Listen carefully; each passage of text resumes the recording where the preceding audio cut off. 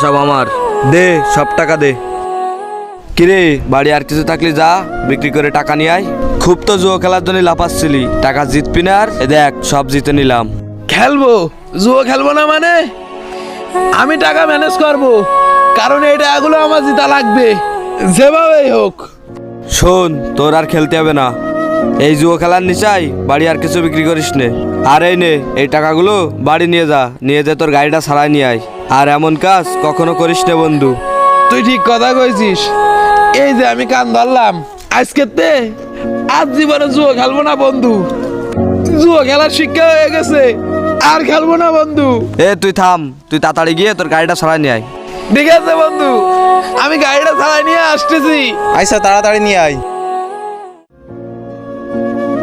এ তুই ওরে টাকা গিলন দিলি কেন? আরে থাম, ও তো আমাদেরই বন্ধু, ওর টাকাগুলো নিয়ে আমরা কি করব? ওরে টাকা দিছি, ভালো হয়েছে।